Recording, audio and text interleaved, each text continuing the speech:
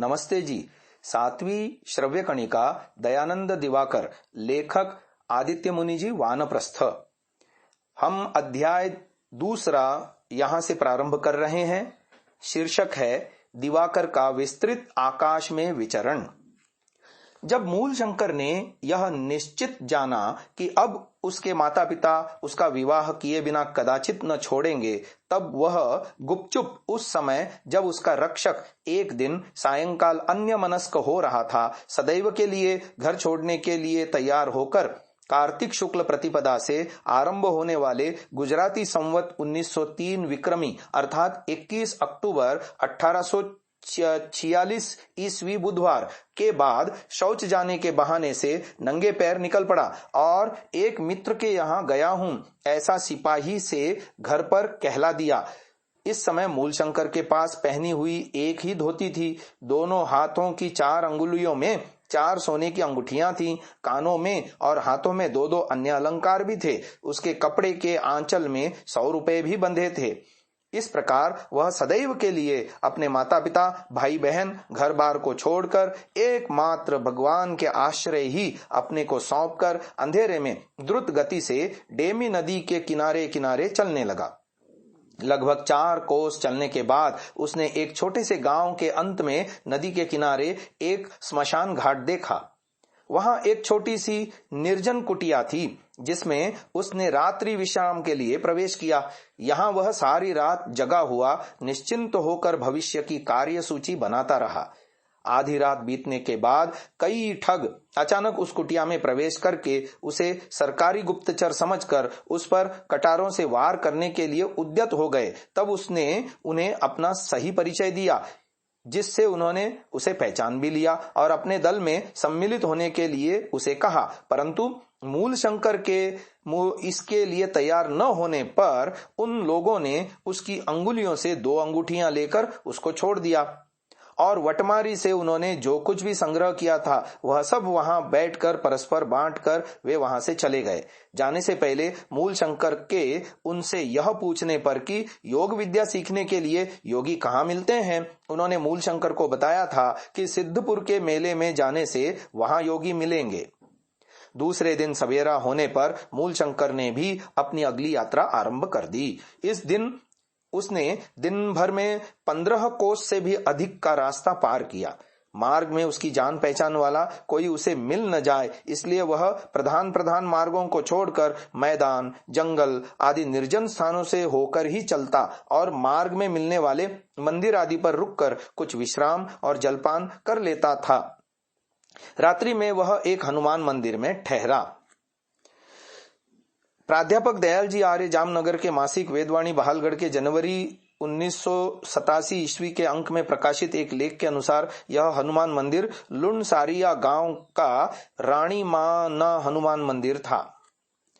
तीसरे दिन मार्ग में किसी राजकर्मचारी ने मूलशंकर को रोक कर उसकी तलाशी ली थी।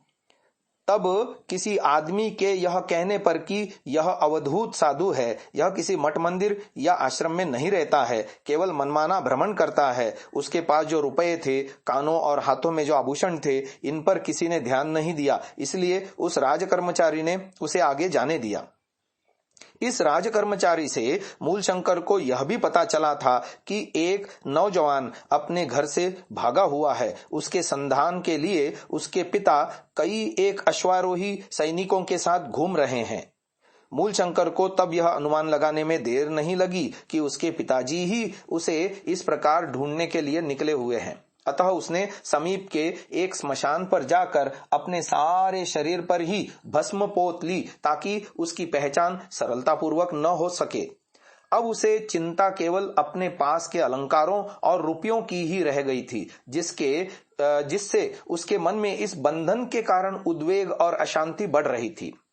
तभी कुछ समय बाद भिक्षुक ब्राह्मणों का एक झुंड उसे मिला। वे सब मंत्र पाठ करने के साथ ही साथ उसे आशीर्वाद देने और कहने लगे कि बच्चा कितने दिन से साधु बन गया है, देखने में तो राजपुत्र सा प्रतीत होता है। अरे कुछ त्याग करना चाहिए, बिल्कुल मुक्त हो जाओगे, शांति मिलेगी। 2 नावों में पैर मत रखो, अलंकार, रुपए आदि जो कुछ तुम्हारे पास हैं वह सब भगवान की सेवा में हमको भिक्षा में अर्पण कर दो। हम लोगों ने भी ऐसा ही किया है, भगवान की सेवा के लिए हम लोग भिक्षा मांगते हैं। तुम भी हमारे साथ सम्मिलित हो जाओ, शांति मिलेगी। चूंकि उनके इस उपदेश का प्रथमांश ही मूल शंकर को अच्छा लगा था, अतः उसने अपनी शेष 2 अंगूठियां और कान तथा हाथों के अलंकार तथा 100 रुपए भी उनको दे दिए। परंतु मूल शंकर उनके इस झुंड में सम्मिलित नहीं हुआ। इससे अब वह अपने को हल्का अनुभव करने लगा। अगला शीर्षक है साइले शहर में। मार्ग में मूल शंकर ने शैलानगर के अधिवासी लाला भगत नाम के प्रसिद्ध विद्वान और योगी के विषय में सुना था। शैला रामचंद्र के मंदिर के कारण प्रसिद्ध है, जिसे लाला भक्त ने बनवाया था। लाला भक्त एक बनिया जाति का साधु था। यह 19वीं शताब्दी के आरंभ में जीवित था। भक्त के मंदिर में प्रतिदिन पथिकों, साधुओं और अन्यों को सदाव्रत दिया जाता था। भक्त की प्रसिद्धि इतनी बढ़ गई थी कि लोग शैला को साधारणतया भक्त का ग्राम कहा करते थे। ये महर्षि दयानंद जी का जीवन चरित्र भाग 1 पृष्ठ संख्या 63 पर लेख मिलता है। तो हमारे कथानायक मूल शंकर भी भ्रमण करता हुआ वह उन्हीं की सेवा में पहुंच गया। उनके पास उसने योग साधना करके अपने शरीर और मन की शुद्धि के लिए कई एक आसनों और मुद्राओं की शिक्षा ली थी। एक दिन उन्होंने उससे कहा कि योगी बन जाना या योग साधना में सिद्धि आदि का लाभ करना मानसिक और शारीरिक स्थिति के अनुसार ही होता है।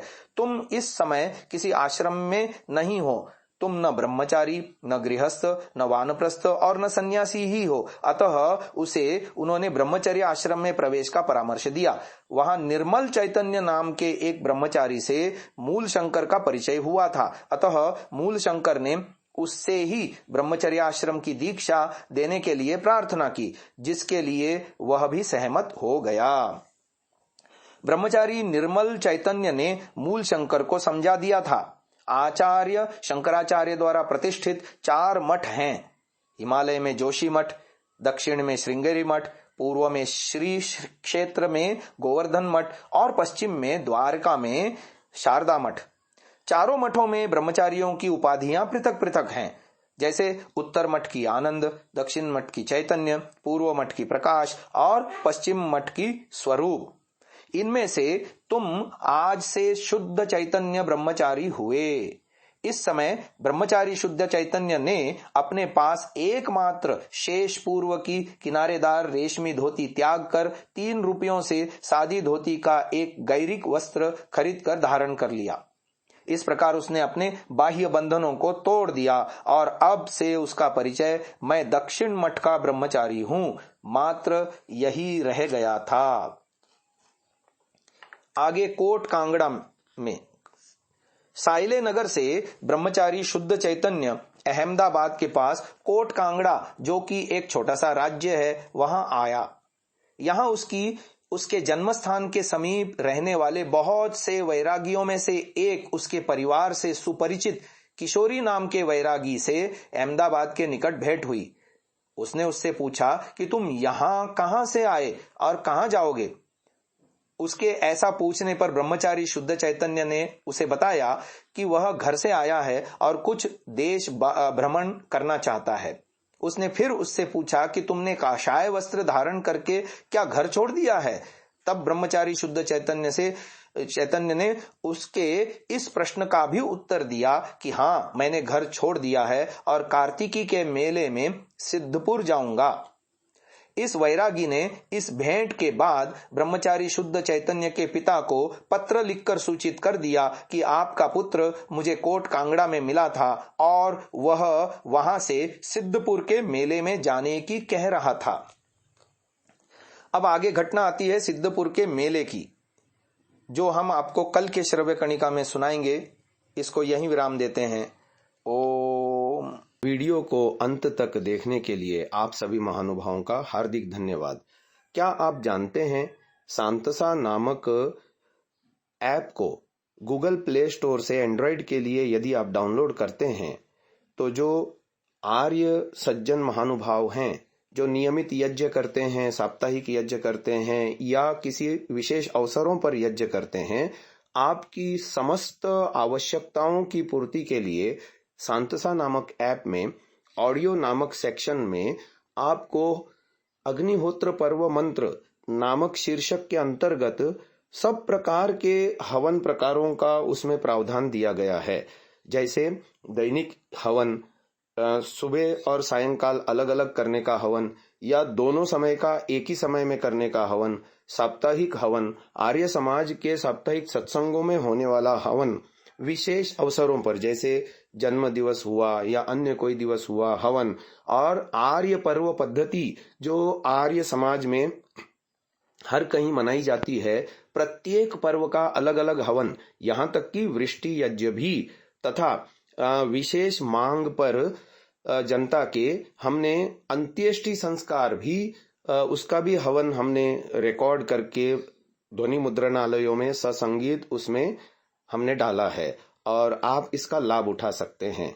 धन्यवाद। आज ही सांतसा ऐप एंड्रॉयड के लिए गूगल प्ले स्टोर से डाउनलोड करें, लाभ उठाएं। ओम।